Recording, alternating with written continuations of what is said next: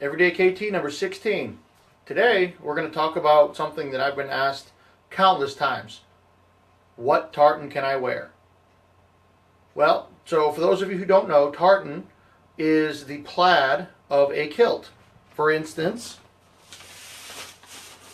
this here is an example of the Brotherhood of the Kilt tartan, one that we had designed for our for the Brotherhood of the Kilt ourselves back in 2007.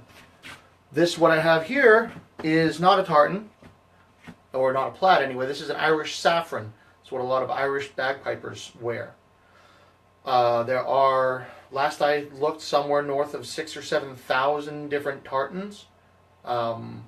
They have been used in Scotland for, I don't know, I think there was an Ulster that was found from like the 1300s or something. I don't know how old they are. You can look it up on the internet.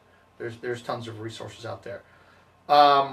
Popular theory that actually isn't too terribly true is that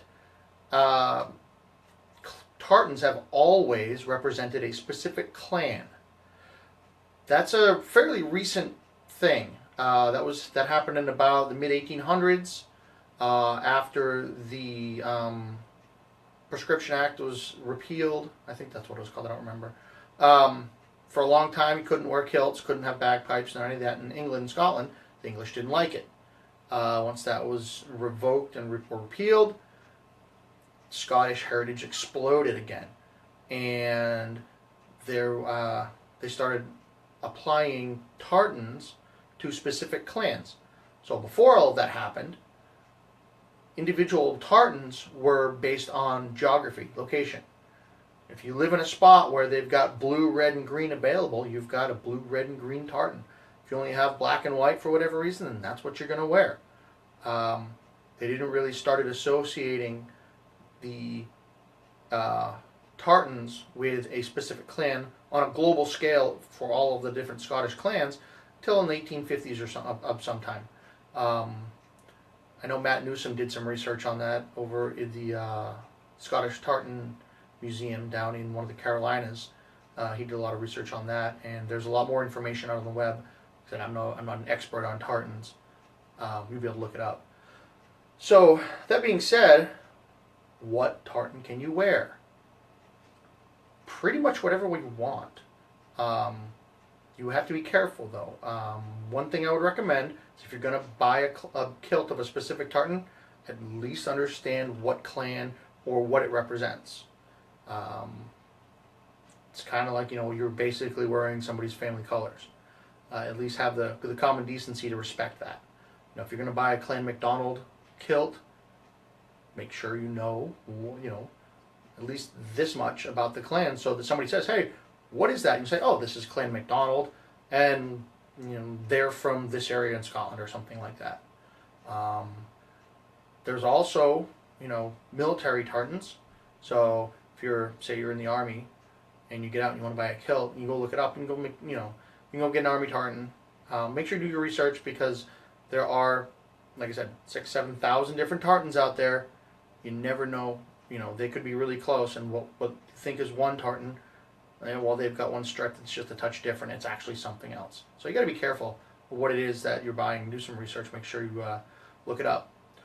So you can buy, like I said, you can wear whatever tartan you want. I think there's a couple that are restricted for royalty. I don't remember what their names are. This topic, I just figured it out 5 seconds before I went live. So I wanted to make sure that I got it in about 9 o'clock or so. There are thousands of awesome tartans. So go out there. You want to buy a tartan, go check them out. Go look for them. Find one that you like, and go buy it. Make sure you research the company you're going to buy it from. Oh, Chris has something to say. Oh, well, thanks, Chris. I appreciate it. Yeah, this is the Irish saffron. A lot of the Irish pipe bands wear this. So, to wrap it up, you want to buy a kilt, you want to wear a specific tartan, swing for the fences. There's not really any legitimate reason why you can't wear any one color over the other. Just be careful that, if you are... It's kind of like walking into the wrong bar where everybody's from the same family. There are a handful of folks out there who get kind of grumpy when they see someone not in their family wearing their colors. Doesn't happen very often. I've not experienced it personally, but I have heard of it various places around the world. So just be aware of that.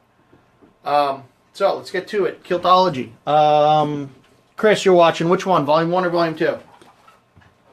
Somebody online, quick post. Which one? 4, 3, 2.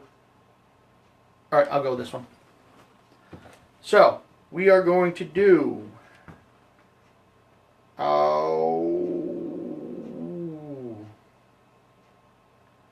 Oh, here we go. Kiltology number 289.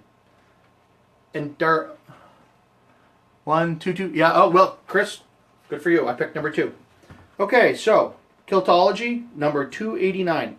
Endurance. There is no creature on earth with the endurance of a kiltie. Here's a perfect example. Spend a week with your mom in town, or with your mom in town. 2 sick kids, and the only other guy on your work team quits. No single malt, and only 1 can of Guinness without going insane. Everyone I've heard who has gone through such trials has very large books written about them. And this is just a normal day for an everyday kiltie. So, endurance. Sounds a little weird. I think I had a couple of drinks when I wrote that one. But, spending a whole week with mom in town with the kids and no scotch, no Guinness. Yeah, that's kind of sucks. So again, this is Kevin, everyday KT number 16. Be strong. Put a kilt on. Talk to you tomorrow.